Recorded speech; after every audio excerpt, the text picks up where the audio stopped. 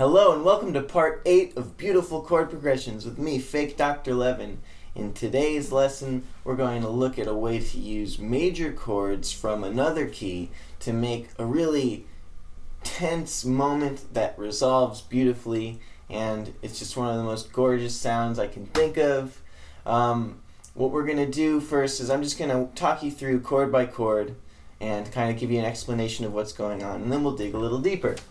So first of all, the chord progression starts out with the money progression from lesson 2, in which we take one of the most common progressions that you'll ever hear, which is the 1 going to the 5, and then the 6 minor, and then the 4. And what we're going to do is we're going to put a little twist on it. We're going to go to this chord here, and then this chord here, and then back to the 1, and the 1 this time is a major 7 chord. So let's go through chord by chord. So first of all, our 1 chord, we're going to do this example in G major. That's a nice comfortable key to do examples in. It's all natural notes in the key of G, except there's an F sharp. So the scale is G, A, B, C, D, E, F sharp, G. So G major is pretty easy to keep track of. So here we are, we're going to do the 1 chord in G major, G major. Then the 5 chord in G major is D major. Then the 6 minor chord is E minor. And now the 4 chord is C. And now we're going to go to what's called the flat 6 major 7. So that's going to be E flat major 7. So let's talk about the name flat 6 major 7 and just talk about why that name is what it is. So first of all, you'll recall that we went to the 6 minor chord, which was E minor. So if you were to take the 6th note, 1, 2, 3, 4, 5, 6, and flat it, you would have the flat 6th. And if you played a major 7 chord off of that flat 6th, well then you'd have a flat 6th major 7. So the term flat 6 is referring to its place in the key. It's based on the flatted 6th degree of the scale. And then the term major 7 is referring to what kind of chord it is. So the flat 6 major 7 means it's the major 7 chord that starts on the flat 6th degree of the scale. So in this case, we're referring to the G major scale, and the 6th degree of the G major scale is 1, 2, 3, 4, 5, 6 is E. Then we flat it, and we play a major 7 chord on that point to get our flat 6th major 7. Okay, so let's go back a step. So we had 1 major, then 5 major, which is D, then 6 minor, which is E minor, then C, which is 4. Then we had our flat 6 major 7, E flat major 7. Now we're going to the flat 2 major 7, A flat major 7. So why is that called the flat 2? Well, you may have guessed, G to A is the 1 to the 2 in the key of G. And we took the 2 and we flatted it, and we got A flat. So G to A is 2, G to A flat is 1 to flat 2. And we played a major 7 chord on it. So these 2 chords, the flat 6 major 7 and the flat 2 major 7, are the powerful characteristic chords that we are using to create this effect. So the overall idea is start with any chord progression in a key, and then throw in the flat 6 major 7 and the flat 2 major 7, and then resolve to the 1 major or the 1 major 7. So let's hear it again.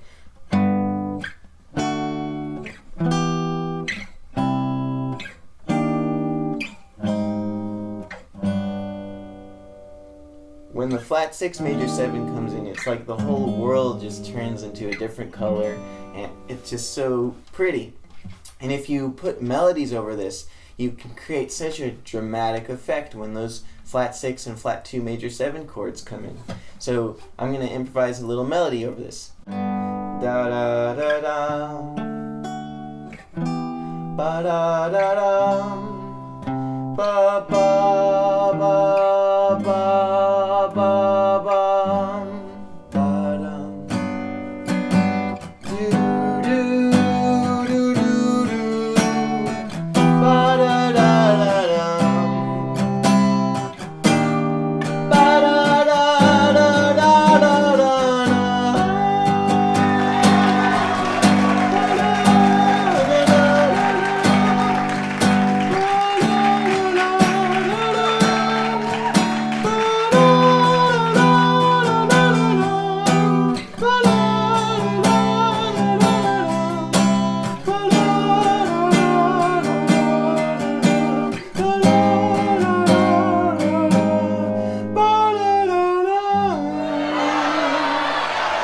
So when those flat 6 and flat 2 major 7 chords come in, the melody has to change to reflect that because those two chords don't fit in the key that we were in.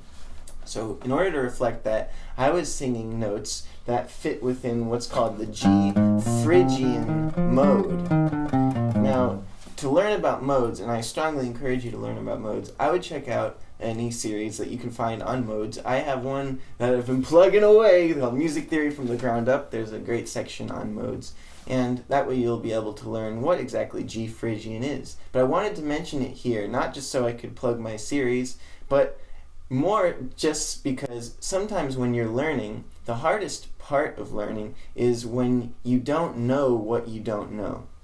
So it's not just a matter of saying, well, I would like to learn all the different scales, and I know I don't know all the different scales, so that would be good to learn. But what if you didn't even know scales existed? Then there'd be no way for you to learn them.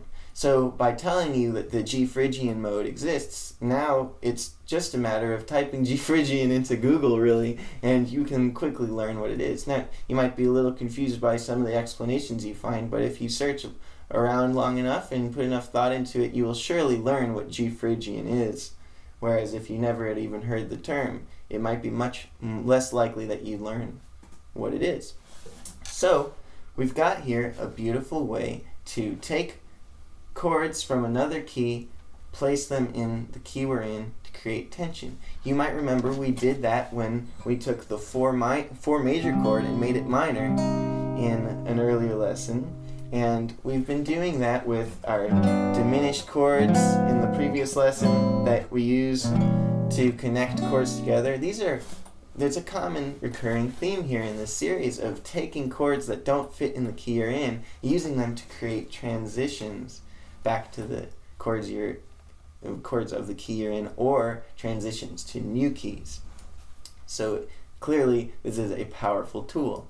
So for you guitarists out there, let's take a look at these fingerings I'm using for the major 7th chords, and then for everyone else, I'm going to try to use this as a quick way to explain what a major 7 chord is, because we've talked about it a few times and it would be good to at least offer an explanation. The first major 7 chord we have in this progression is E flat major 7, which is a major 7 chord that is built off of the flat 6th degree of the scale. Now, no matter where you play a major 7, it always has the same basic structure. A major 7 chord is just a major chord, like your regular old C major here, except you add a 4th note. Normally C major is C, E, G, 1, 3, 5. 1 from the C major scale, 3 from the major scale, and then 5 from the C major scale. 1, 2, 3, 4, 5, 1, 3, 5. Those are the 3 notes used in a C major chord. And all major triads, which are 3-note chords, have 1, 3, and 5 based on whatever the root is of the chord. So if we play a D major chord here, we have 1, 3, and then 5 from a D major scale. 1, 2, 3, 4, 5, 1, 3, 5. So you'll find that C major and D major and anything called blank major, if it's a triad, will have the same 1, 3, 5 structure. But with major 7, we're going to add the 7 to that structure. So not only is it going to be the 1, the 3, and the 5 from the scale, but it's also going to be the 7 from the major scale. So C, D, E, F, G, A, B. B is the 7th note of the C major scale. So if we go 1, 3, 5, 7, then we're playing C major 7. So here's the 7. I'm playing it as an open string here, and we've got 1, 3, 5, 7, and there's your major 7 chord. With this voicing, E flat major 7, the 1 is here, the 3 is here, and the 5 is here. So they're not necessarily in order the same way as this voicing, where it's 1, 3, 5, and then 7 in order from lowest sound to highest note. Lowest, next lowest, high, highest are all in order. 1, 3, 5, 7. Here it's 1, 5, then 7 is here, and then 3 is up here. 1, 5, 7, 3. But the formula of having a 1, a 3, a 5, and a 7 is still there. Now here's another voicing that we use for our A flat major 7. This is going to be 1, 7, 3, 5. But you still have 1, 3, 5, and 7 accounted for. So A flat major 7 and E flat major 7 have the same structure, although we're using different voicings because they both include the 1, the 3, the 5, and the 7, regardless of what order they appear in or which is on the bottom and which is on the top. They're still containing 1, 3, 5, 7. So the whole chord progression is regular major triads, G major, D major, and then an E minor triad, E minor, and then a C major triad, where these are 1, 5, 3. All these voicings, 1, 5, 3, 1, 5, 3, 1, 5, 3, 1, 5, 3. But then we have our flat 6 major 7, which is 1, 5, 3, 7, that extra note, and then A flat major 7, 1, 7, 3, 5, and then we go down and play that same voicing as G major 7. I recommend playing a chord progression in any major key you like, and then throwing in the flat 6 major 7, flat 2 major 7 cadence that we learned today, and see what kind of songs and ideas you can come up with.